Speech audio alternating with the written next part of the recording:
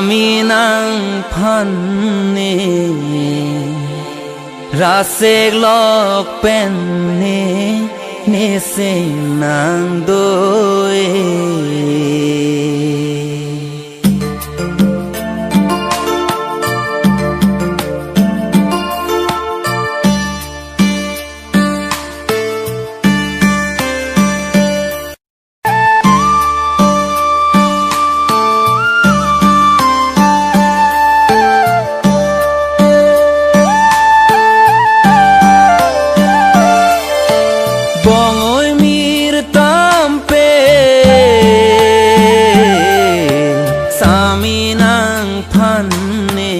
Rasek lok penne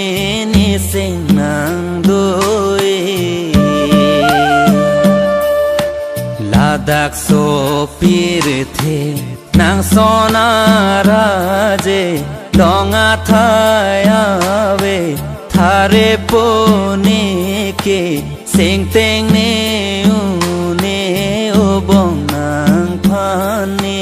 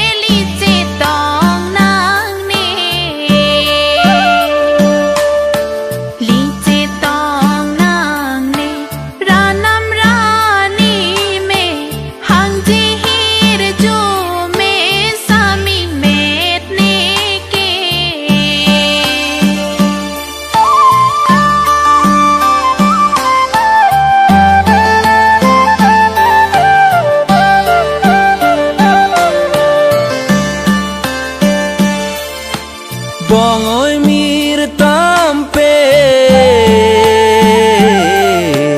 O bong nang pen ne ke sing ve che chap che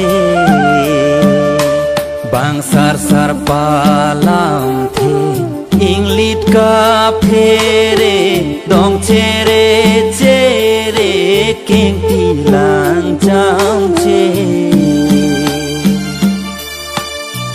Tilang cham che dong chere nang ni nang bon be jok che Bong ơi mir tam pe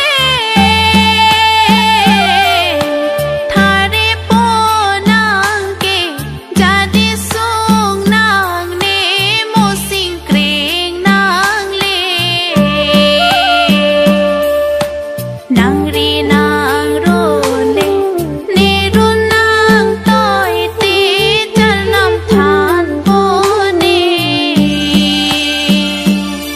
Bang sar sar palam the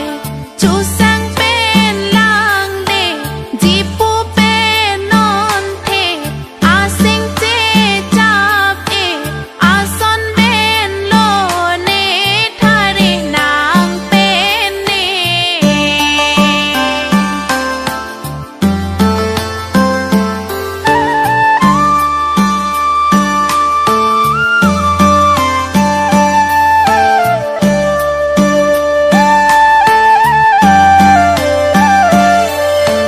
Bong